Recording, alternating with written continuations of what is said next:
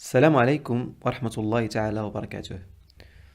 مرحبا بكم في هذا الدرس المصور والموجه إلى تلاميذ الجذع المشترك آداب وعلوم إنسانية بثانوية النهضة. إذن كنا قد أنهينا في وقت سابق في القسم درس traitement de texte. في هذه الحصة سنتطرق لدرس جديد ألا وهو le tableur. بالنسبة للتلاميذ الذين أدرسهم يجب أن يكون بصحبتهم دفتر الدروس، وذلك لكتابة الدرس وكذلك التمارين المطلوب إنجازها. إذا كانت لديكم أي أسئلة أو استفسارات يمكنكم كتابتها في التعاليق أو مراسلتي على البريد الإلكتروني الذي يظهر الآن أسفل الشاشة، وسأجيبكم إن شاء الله. ننتقل الآن إلى الدرس. Je vais commencer cette séance par un petit rappel. Ensuite, je vais passer à la présentation et la résolution de la situation problème qui va vous aider à définir et comprendre le concept tableur. Puis, je vais identifier et expliquer les fonctionnalités de base d'un tableur. Après, je vais citer quelques exemples des logiciels tableurs et jeter un coup d'œil sur l'environnement graphique du tableur Microsoft Excel 2010. Et à la fin de cette séance, je vais vous présenter l'essentiel de ce cours et quelques exercices d'application que vous allez noter dans vos cahiers. Nous avons vu dans la dernière leçon comment produire et éditer des documents à l'aide du texteur Microsoft Word 2010. Nous avons vu aussi que dans une page d'un document, on peut ajouter pas mal des objets, y compris le tableau, en utilisant l'onglet Insertion. Je vous rappelle que pour créer et insérer un tableau, il suffit de cliquer sur la commande tableau et déterminer le nombre des lignes et des colonnes. Les onglets Création et Disposition permettent d'ajuster la structure et la forme du tableau, ainsi que l'organisation des données dans le tableau. Situation problème. Vous êtes responsable dans le service informatique d'une entreprise. Le chef d'entreprise vous a demandé de créer un tableau contenant la liste des employés, le salaire brut de chaque employé qui va être calculé en fonction des heures travaillées, sachant que le tarif horaire est 30 dirhams. La tâche demandée à vous est de créer et remplir le tableau par les données des employés, à savoir le matricule, le nom complet, nombre d'heures et le salaire brut qui va être calculé à partir du nombre d'heures. En résolvant ce problème avec le logiciel Word 2010, puisque vous savez déjà comment créer et remplir un tableau dans Word, nous obtenons le résultat suivant. C'est le tableau demandé, avec les en-têtes volues et à titre d'exemple, une liste de 8 employés. Tous les champs sont remplis, il ne reste que de calculer le salaire brut. Pour l'employé numéro 1, son salaire est égal. Nombre d'heures, c'est-à-dire 245, multiplié par le tarif horaire, 30. On peut réaliser ce calcul mentalement ou utiliser une calculatrice. Avec la calculatrice du système, je calcule 245 multiplié par 30 et je tape le résultat. Répétez la même méthode pour calculer les autres salaires. Cela n'est pas pratique parce qu'on va perdre plus de temps, surtout avec un nombre élevé des employés, ce qui rend le traitement manuel et non pas automatique. Word, dans ce cas, n'est pas utile. Elle est réservée pour le traitement de texte. La solution donc est d'utiliser un tableur.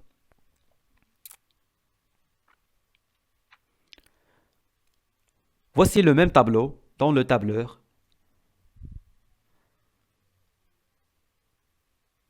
Il suffit d'entrer la formule. C'est lui qui s'occupe de la réalisation des calculs. Il nous permet aussi de réaliser les calculs facilement et rapidement pour les autres employés en un seul clic. Passons maintenant à la définition d'un tableur. En général, Un tableur est un logiciel d'application. Sa zone de travail constituée d'un tableau virtuel. Les cellules de ce tableau permettent non seulement de présenter des données, mais de réaliser des calculs automatisés. Il dispose d'un ensemble des commandes de traitement liées au travail sur les données et les tableaux autour de la zone du travail. Elle permet le dessin d'un tableau et l'édition de ces données, l'analyse de données, la représentation des données sous différentes formes. Fonctionnalité du tableur. L'édition d'un tableau, ça veut dire le dessin du tableau et la saisie des données de ce tableau. La mise en forme d'un tableau et le contrôle du format avec lequel les données vont être affichées. La réalisation des calculs automatisés, c'est le point fort d'un tableur en utilisant les formules de calcul et les fonctions prédéfinies. La génération des différents types de graphiques, c'est-à-dire créer un graphique à partir d'un tableau de données. La mise en page et l'impression qu'on a déjà vu dans la leçon traitement de texte. Exemple des tableurs. Alors il y a Excel, un tableur très connu appartient à la suite bureautique Microsoft Office. Il y a aussi Calc, appartient à la suite bureautique LibreOffice. Il y a aussi Zoho Sheet, nouvelle application de feuilles de calcul en ligne. Finalement, Numbers appartient à la suite bureautique iWork, développée par Apple. Environnement du travail Excel 2010. Excel 2010, comme Word 2010, est un élément de la suite bureautique Microsoft Office 2010. Un fichier Excel 2010 porte l'extension .xlsx. Pour lancer Excel 2010, cliquez sur le menu Démarrer, puis sur tous les programmes, puis cliquez sur le dossier Microsoft Office, puis cliquez sur l'icône de Microsoft Excel 2010. Voici un exemple d'un fichier Excel 2010.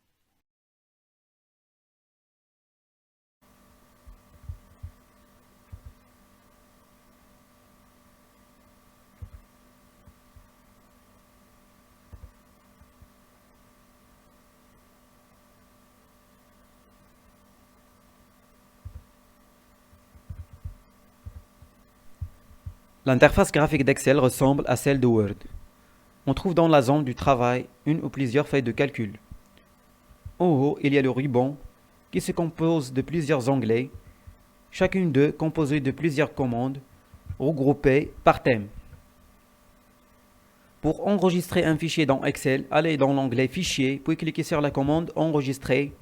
Choisissez l'emplacement de sauvegarde et tapez le nom du fichier, puis cliquez sur Enregistrer. Comme je dis, un fichier Excel porte l'extension .xls.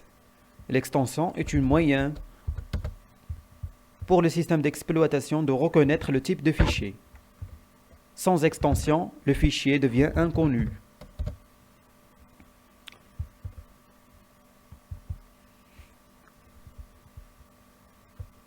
Alors la version 2010 d'Excel est le plus compatible avec le système d'exploitation Windows 7 qui est installé dans les ordinateurs de la salle informatique.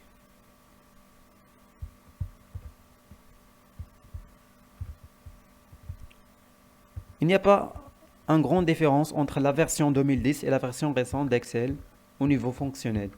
Il y a un changement dans le design, c'est-à-dire l'interface graphique. Les composants de l'interface graphique d'Excel 2010.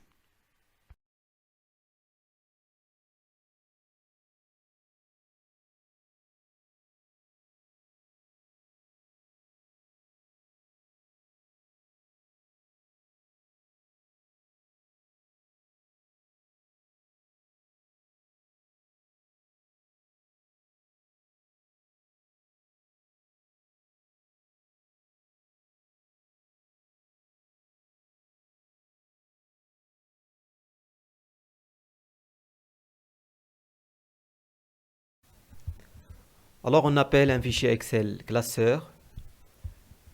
Par défaut, un nouveau classeur prend le nom classeur 1, comme vous voyez. Le classeur se compose au moins d'une feuille de calcul. Nous avons ici 3 feuilles de calcul.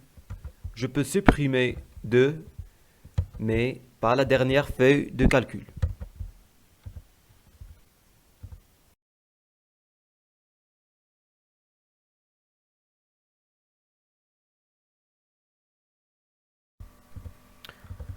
La feuille de calcul, c'est la zone de travail pour Excel.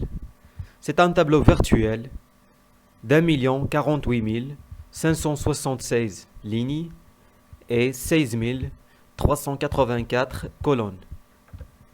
Les colonnes sont adressées de A à Z, puis AA à ZZ, puis AAA à XFD.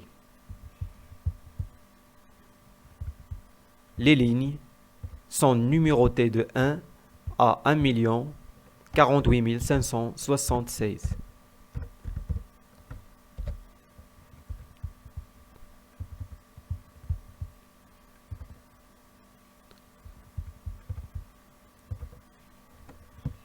Chaque cellule dans la feuille de calcul a une adresse qui se compose du nom de la colonne suivi du numéro de la ligne.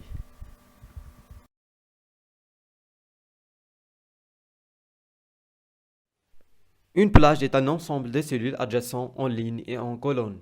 C'est très important dans les calculs automatisés et surtout lors de l'utilisation des fonctions. Il est identifié par une adresse sous la forme adresse de la première cellule de la plage, suivie de 2 points, suivie de l'adresse de la dernière cellule de la plage. Par exemple, c'est la plage C4, E7, F9, H9,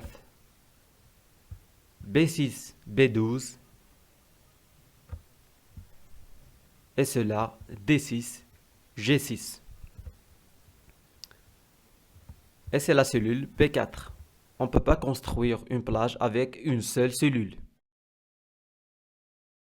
Maintenant, prenez vos cahiers de cours. Vous allez noter l'essentiel du cours vu dans cette séance. Prenez une nouvelle page. Vous écrivez leçon 3, tableur. Grand 1, fonctionnalité d'un tableur. Petit 1, définition. Le tableur est un logiciel qui dispose d'un ensemble de commandes de traitement liées au travail sur les données autour d'un tableau virtuel appelé feuille de calcul.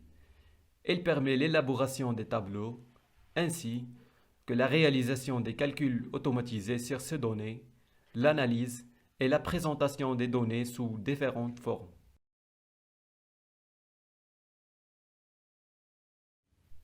Petit 2. Principale fonctionnalité d'un tableur.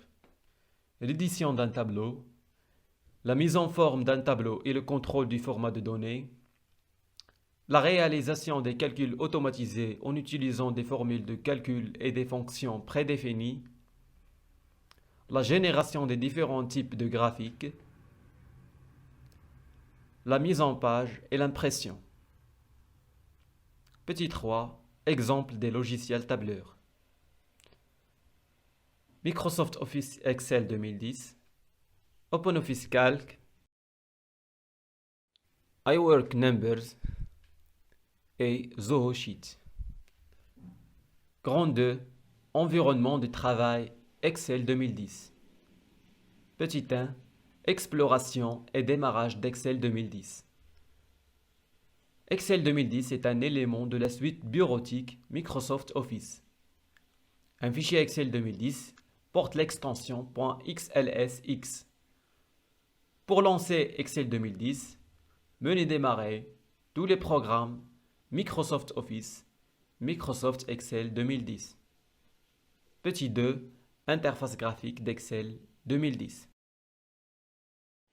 Vous trouvez dans la description de cette vidéo un lien pour télécharger la figure numéro 1 sous format PDF. Il vous reste d'imprimer et de coller cette figure dans le cahier de cours. Petit 3, les éléments de base. Le classeur est un fichier Excel contenant une ou plusieurs feuilles de calcul. La feuille de calcul est un tableau virtuel d'1 048 576 lignes et 6384 colonnes, dont les colonnes sont nommées de A à Z, puis AA à ZZ, puis AAA à XFD. La cellule est l'intersection des lignes et d'une colonne. Chaque cellule a une référence. Par exemple, la cellule J10 est l'intersection de la ligne 10 et la colonne J. La plage de cellules est un ensemble de cellules adjacentes en ligne et en colonne. Passons maintenant à quelques exercices d'application. Exercice numéro 1, sous forme d'un QCM. Alors vous lisez attentivement les questions et cochez la bonne réponse. Exercice numéro 2. Donnez un exemple simple de problème qui peut être traité par un tableur. Exercice numéro 3. C'est un travail pratique, donc il faut réaliser les tâches demandées en utilisant le logiciel Excel.